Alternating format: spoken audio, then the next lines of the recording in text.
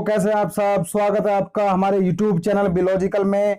और आज की इस लेक्चर सीरीज में हम वो सभी इंपॉर्टेंट क्वेश्चन देखेंगे जो किसी भी लो एंट्रेंस एग्जाम, चाहे वो BHU LLB है, चाहे DU LLB है, चाहे क्लैट है, या फिर जुडिशियल एग्जाम है, या फिर कोई ऐसा एग्जाम जो इंडियन पॉलिटी यानी कॉन्स्टिट्यूशन आता है, उसके प्रोस्पेक्टिव से बहुत ज्यादा महत्वपूर्ण है, इंपॉर्टेंट है। और ये सभी क्वेश्चन कहीं ना कहीं एग्जाम में बार बार रिपीट हुए हैं, आए हैं। तो आइए वीडियो पर नजर डालते हैं। तो चलिए शुरू करते हैं। पहला क्वेश्चन आपके सामने, which of the following article of the constitution of India 1950 provides that the law declared by supreme court is binding on all courts. ये कह रहा है कि भारतीय संविधान 1950 के अनुसार ऐसा कौन सा अनुच्छेद है जिसमें यह कहा गया है कि सुप्रीम कोर्ट द्वारा लॉ जो है वो सभी कोर्ट्स पर बाइंडिंग होगा। तो हमारे सामने पहला ऑप्शन है आर्टिकल 32। दोस्तों आर्टिकल 32 में रेमेडीज की बात की गई है फंडामेंटल राइट्स के लिए।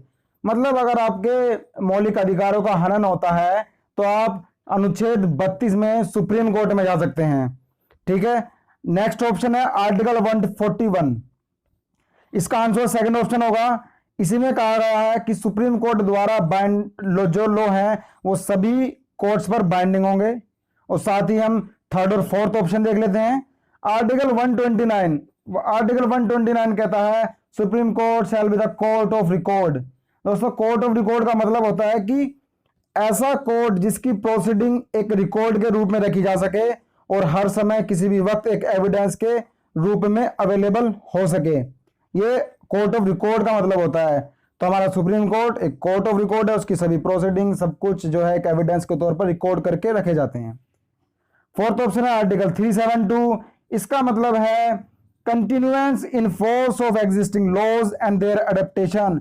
मतलब अगर संविधान लागू होने से पहले जो भी लॉज थे, अनटिल एंड अनलेस हम उन्हें रद्द नहीं कर देते हैं, सरकार उन्हें रद्द नहीं कर देती है, तो वो एज इट इज माने जाएंगे, वो लागू रहेंगे एज इट इज। और अगर रद्द कर देती है तो फिर तो कोई बात ही नहीं बनती।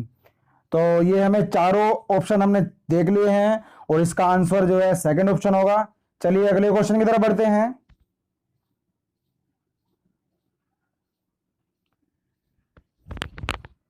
When was Article 21A यानी right to education inserted in part 3 of the constitution.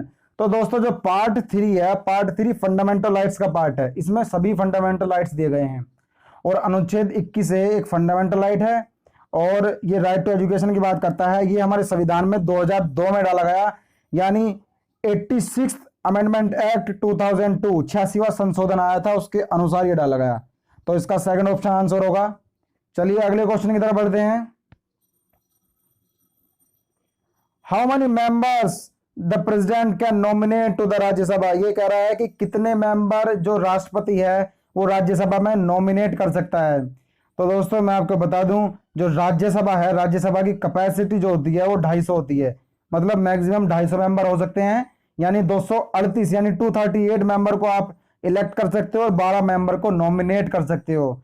क्योंकि राष्ट्रपति के पास जो पावर होती है राज्यसभा को में नॉमिनेट करने की मेंबर्स को, राज्यसभा के लिए वो 12 होती है, यानी सेकंड ऑप्शन इसका आंसर होगा। और आज की डेट में वहां पर 245 मेंबर्स हैं, जिसमें कि 233 मेंबर इलेक्ट होके गए हैं और 12 मेंबर को प्रेसिडेंट ने नॉमिनेट किया है। तो सेकंड ऑप्शन इसका आंसर होगा। आइए बढ़ते हैं अगले क्वेश्चन की तरफ।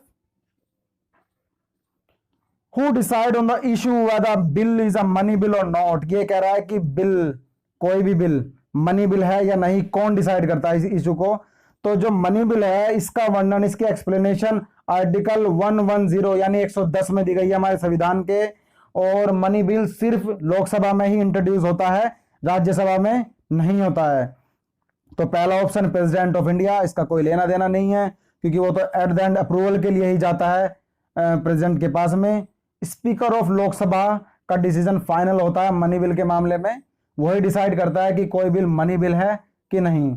और third option chairman of Rajya Sabha, यानी जो चेयरमैन ऑफ राज्यसभा होते हैं वो उपराष्ट्रपति होते हैं, हमारे वाइस प्रेसिडेंट होते हैं, ex officio chairman of Rajya Sabha. तो अगर राज्यसभा की तो मनी बिल में रिकमेंडेशन भी नहीं मानी जाएगी, अगर लोकसभा चाहे तो सिर्फ राज्यसभा रिकमेंड कर सकती है कुछ भी, और ये लोकसभा की डिस्क्रिशनरी पावर है कि अगर वो उसे मतलब मान रही है कि नहीं मान रही है। तो थर्ड ऑप्शन का भी इसका कोई लेना देना नहीं है। सेकंड ऑप्शन इसका आंसर होगा स्पीकर ऑफ लोकसभा। आइए अगले क्वेश्चन की तरफ बढ़ते हैं। Who amongst the following was not a chief justice of India? ये कह रहा है इनमें से कौन भारत के मुख्य न्यायाधीश नहीं रहे हैं। हमारे सामने चार ऑप्शन है। पहला ऑप्शन पीएन भागवती जी। दोस्तों पीएन भागवती जी 17वें चीफ जस्टिस थे हमारे, हम इन्हें सीक्वेंस वाइज देखेंगे। उसके बाद 27वें चीफ जस्टिस थे हमारे जेएस वर्मा जी, जो हमारा फोर्थ ऑप्शन है। और उसके बाद 41 नंबर के चीफ जस्टिस थे आरएम लोहड़ा जी, बड़े स्मार्ट जो चीफ जस्टिस थे, मतलब आज भी सुंदर है, हीरो जैसे लगते हैं बिल्कुल। और थर्ड ऑप्शन है हमारा कृष्णा अय्यर, ये सुप्रीम कोर्ट के जज थे ना कि चीफ जस्टिस। तो थर्ड ऑप्शन इसका आंसर होगा। और इनका सीक्वेंस भी देख लेते हैं दोस्तों, क्योंकि सीक्वेंस इनका आ जाता है एग्जाम में पूछने के लिए। तो आप को चीफ जस्टिस की मतलब बारे में जब भी पढ़ोगे इनका सीक्वेंस भी देखते चलना कि कैसे कैसे कौन कौन चीफ जस्टिस रहे हैं। तो चलिए अगले क्वेश्चन की तरफ बढ़ते हैं। Who was the first leader of opposition in Lok Sabha? ये कह रहा है कि लोकसभा में फर्स्ट लीडर ऑफ अपोजिशन कौन था सबसे पहला। तो लीडर ऑफ अपोजिशन दोस्तों लोकसभा में भी होते हैं और राज्यसभा में भी होते हैं। लीडर ऑफ अपोजिशन जो है एक लीडर होता है जो ऑफिशियली मतलब जो ऑफिशियली माना जाता है। और लीडर ऑफ अपोजिशन का मतलब होता है लाइक जो एक पार्टी से वो लीडर होता है, लीडर ऑफ अपोजिशन। और जो रूलिंग पार्टी है, रूलिंग पार्टी के जस्ट बाद की जो पार्टी होती है, मतलब जितनी सीट रूलिंग पार्टी ने कब्जाई हुई है, ली हुई है, उसके तुरंत बाद की जिसने सीट ली हुई होती है उससे कम, जस्ट एग्जैक्टली रूलिंग पार्टी से कम जो सीट, तो उस पार्टी का नेता, उस पार्टी का लीडर अपोजिशन लीडर कहलाता है। ठीक है दोस्तों, आई होप आप समझ गए होंगे। तो आइए हम देख लेते हैं। इसका आंसर जो है सेकंड ऑप्शन होगा आरएस सुहाग, मतलब राम सुहाग सिंह। ये फर्स्ट लीडर थे अपोजिशन के। और उसके बाद में जगजीवन राम जी, फिर वाईबी चावड़ और शरद पवार, ये उनके बाद में आए। तो सबसे पहले जो थे आरएस सिंह जी थे। तो चलिए अगले क्वेश्चन की तरफ बढ़ते हैं। When was the Constitution of India adopted? ये कह रहा है कि भारत का संविधान कब अडॉप्ट किया गया। तो दोस्तों हमारे सामने चार ऑप्शन है, इसमें से पहला और फोर्थ ऑप्शन का कोई लेना देना नहीं है, साफ साफ डेट दिख रही है। कंफ्यूजन जो होती है वो सेकंड और थर्ड वाले ऑप्शन में होती है। तो इसका आंसर जो है सेकंड ऑप्शन होगा, यानी 26 नवंबर 1949 को हमारा कॉन्स्टिट्यूशन को अडॉप्ट किया गया, जबकि 26 जनवरी 1950 जो कि थर्ड ऑप्शन है, इस दिन इसको लागू किया गया। तो कंफ्यूज नहीं होना है, ध्यान रखना है। चलिए अगले क्वेश्चन की तरफ बढ़ते हैं। Which of the following article of the Constitution of India 1950 provides for the right of property? ये कह रहा है राइट ऑफ प्रॉपर्टी के बारे में कौन सा आर्टिकल बात करता है। तो हमारे सामने चार ऑप्शन फिर से, और हम देखते हैं आर्टिकल 31। तो दोस्तों मैं बताता हूं, हमारा जो राइट ऑफ प्रॉपर्टी था वो पहले फंडामेंटल राइट हुआ करता था, ठीक। फिर उसके बाद में एक संशोधन आया, 44वां संशोधन 1978 में, वो फंडामेंटल राइट ना रह करके सिर्फ अब हमारा कॉन्स्टिट्यूशनल राइट रह गया, जो कि 300A आर्टिकल कहला जाता है। और आर्टिकल 300A जो है वो 12वें भाग में है संविधान के, ये भी हमें याद रखना है, 12वां भाग। और उससे पहले जब हमारा फंडामेंटल राइट हुआ करता था उसके लिए था आर्टिकल 19(1)(f). 19(1)(f) में यह कहा गया था कि every citizen have a right to acquire, hold and dispose his और हर प्रॉपर्टी, मतलब हर एक सिटीजन को उसकी प्रॉपर्टी को डिस्पोज या फिर एक्वायर करने का राइट होगा।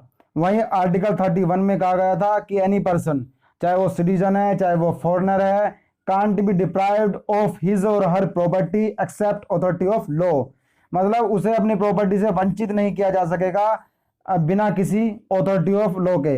ये हमारा 31 आर्टिकल था, ठीक। और अब हम यहाँ देख लें सेकंड ऑप्शन क्या कहता है, आर्टिकल 43। आर्टिकल 43 जो है डीपीएसपी है, directive principle of state of policy, ठीक है। इसका मतलब ये बाइंडिंग नहीं होता है स्टेट पर, और ये बात करता है living ways for workers. Living ways for workers मतलब जो भी मूलभूत चीजें हैं एक सम्माननीय जिंदगी जीने के लिए, एक रेस्पेक्टफुल जिंदगी जीने के लिए, नॉर्मल चीजें, रोटी कपड़ा और मकान, ऐसी चीजें ये स्टेट की ड्यूटी होगी उनको प्रोवाइड करवाने की। ध्यान रहे दोस्तों, ये मैंडेटरी ड्यूटी नहीं है स्टेट की। इसका मतलब आप इसका जब हनन होता है उसके लिए सुप्रीम कोर्ट या हाई कोर्ट में नहीं जा सकते हैं, ये आर्टिकल 43 में है, ठीक। तो इस क्वेश्चन का जो आंसर है वो फोर्थ ऑप्शन होगा, आर्टिकल 300A। साथ ही हमने और जो आर्टिकल है वो भी कवर कर लिए है। आइए अगले क्वेश्चन की तरफ बढ़ते हैं।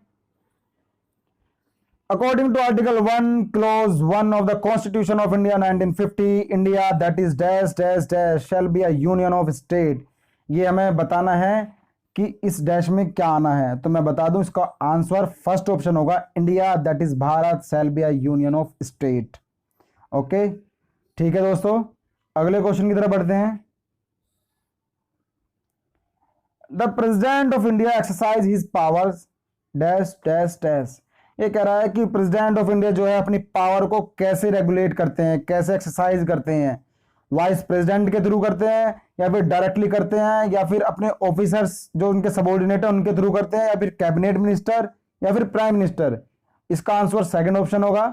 बाकी से उनका कोई और लेना देना नहीं है, चाहे वो वीटो पावर है, चाहे और कोई लेजिस्लेटिव पावर है। जो प्रेसिडेंट हैं वो अपनी पावर को या तो डायरेक्टली रेगुलेट करते हैं, एक्सरसाइज करते हैं, या अपने किसी सबऑर्डिनेट ऑफिसर्स द्वारा। तो सेकंड ऑप्शन इसका आंसर होगा। तो दोस्तों, आज की हमारी लेक्चर सीरीज यहीं पर समाप्त होती है। अगर आपको ये वीडियो पसंद आया है then please like this video and subscribe this channel, और बेल आइकन दबाना मत भूलिएगा ताकि आपको अपडेटेड वीडियोस का नोटिफिकेशन टाइम टू टाइम मिलता रहे। Okay, thank you, have a nice day, take care.